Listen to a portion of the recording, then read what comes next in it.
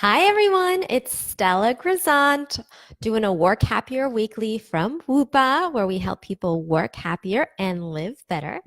And today I'm going to be talking to those of you who are a little bit of a people pleaser. That's me included in there. So, for those of us who are people pleasers, there is a really bright side to it, right? We like to be of service. We like to make people feel good and feel cared for and feel happy. And so that's the bright side. The shadow side is that it's easy to put yourself last. It's easy to end up saying yes to things that you really don't want to do. And you end up being overburdened, overwhelmed, and then you start to resent the very people that you wanted to please in the first place. So, anybody relate? So, today, what I want to do is I want to save you from depleting yourself, from giving away all your energy, and to really playing to your strengths. Because here's the cool thing is that if you can master saying no to the right stuff, then what you're essentially doing is saying yes to the value added stuff. And so in that way, you actually become a better people pleaser in all the positive ways. So you become of service, you're adding more value and you're enjoying it. So what I want to do today is give you guys some tips, some scripts on how to say no in very specific instances. Okay. So let's talk about the first instance. Let me just pull up my notes. Let's talk about the first instance or just maybe this happens to you all the time. Let's say you're asked to volunteer for something or to do extra work, and you have such a hard time saying no that you're like a deer in headlights and you automatically say yes. Like before you even have a chance to think about it, you just find yourself agreeing to do whatever someone wants you to do, or even volunteering for it, even though you don't really want to. So if that's you, the first line of defense for you is to create some space, to create a pause for yourself, to think very critically about whether or not you actually want to do this. So here's what I wanted you to do. Next time someone asks you for anything, your go-to should be, hey, let me get back to you this afternoon, tomorrow, later this week, because I want to make sure that I have the space and time to give this the attention it deserves. Is that okay with you? Okay. Now I know that seems so simple, but I can't tell you how many people forget to ask for a little bit of time and automatically just head straight into committing to yes. So, in this time that you actually gather, you want to think critically about whether or not this aligns with your goals at work, whether or not this aligns with your responsibilities at work, whether or not this is something that's energizing for you or depleting, whether or not this is something that can go to someone else. So, you need that time to assess, especially if you're on autopilot when it comes to the yeses. All right. So the next situation that I want to talk to you about is okay, so it could even be your boss, comes up to you and asks you to do something above and beyond what you're working on. And it just so happens that your plate is completely full.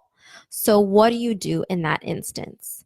So, what I like to always start with is like, hey, thanks for coming to me, and really validating that this project is important. So, saying something like, I get that this is so important and that this is also really urgent, and I want to help. Right now, my plate is full with Ron's project that's due on Tuesday, with Amy's project that's due on Wednesday. So here's what I'm thinking our options are. One, I could help you brainstorm who else you can go to help you out on this. Or two, help me figure out a way to move my other deadlines and priorities so that I could scoot this in. What do you think? And so, what you're doing in that instance is that you're validating that you recognize this is important. You're validating that you want to help. you're actually offering ways to help, even by kind of saying your plate is full. And then you're saying, I will help you if you help me with these terms in moving my other deadlines. So that's another scenario. Uh, then let's move on to just going to another meeting that you're not even sure why you're being asked to go. You feel like it's going to be a waste of time, and you have so many other things going on that going to this meeting would just have you working late at night, and you really don't want that. So when you're asked to go to that meeting, here's something you can say. You can say, hey, thanks for including me in the meeting. I have a full plate right now and promised myself that I would dedicate some time to project A, B, and C. Obviously, I want to help and show up. So let me know what you need from me in this meeting, and I can prepare it in advance, and maybe you can share that information with the team. Or if you just want me there so that I'm in the loop, what would be really great is if I could just listen to the notes, or if Ted could share their notes with me, and that way I'll be all caught up. Is that okay with you? You could do that. All right. How does that sit with you guys? By the way, if you have a particular situation that you don't know how to say no to, go ahead and put it in the comments here, and we can tackle it after this. And or I'm happy to tackle it in its own Work Happier weekly live. Wait, I don't even know the name of this thing in the next segment, basically. So if you have a particular instance that you want me to respond to, we can do it tonight, or we can do it on another episode. So go ahead and leave it in the comments here. All right, moving on to the next instance. So this is more personal, right? So someone asks you to attend an, drinks out with the girls, or going to a birthday party of someone who you're not really that close to. How do you get out of it? So what you want to say is, hey, I'd really love to be there. And hopefully that's not a lie, like you would if you weren't so tired. I'd really love to be there, but I'm burning the candle at both ends. And I promised myself that I would take some quiet time to just restore. So I'm really sorry to do this, but I have to say no. But what I would really love is that when I can come up for air, if we could schedule a coffee or a lunch and really go out and celebrate. I hope that's okay.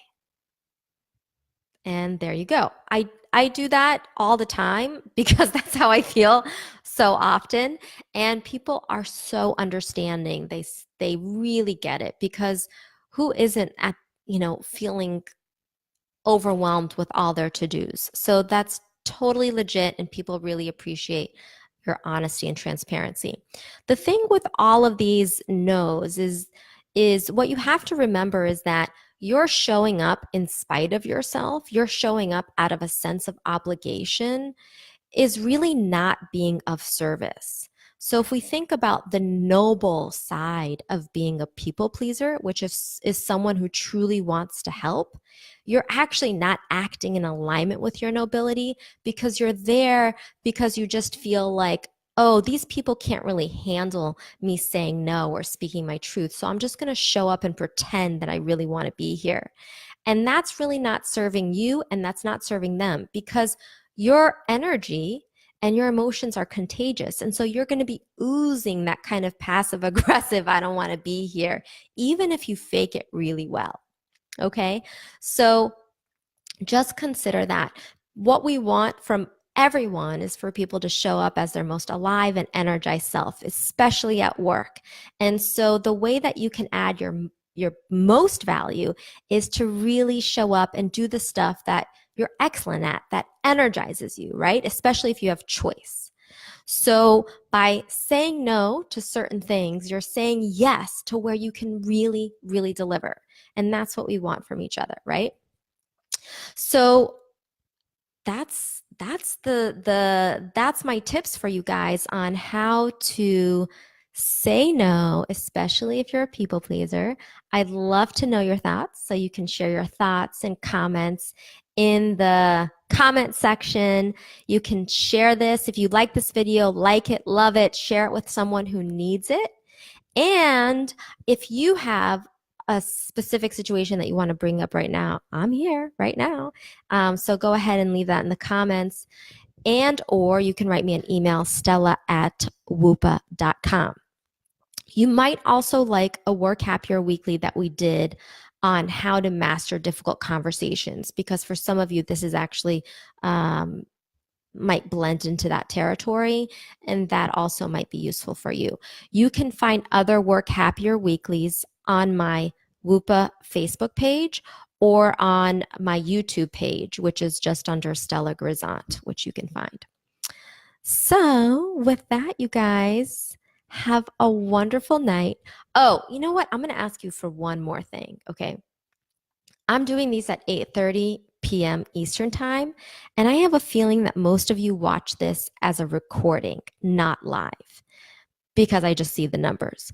So, I want to know how important it is for you to catch this in the evening because, oh, thank you.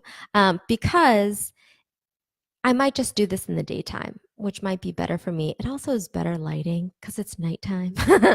But anyway, let me know if you watch this as a recording or if you're watching this live, because that would also really help me.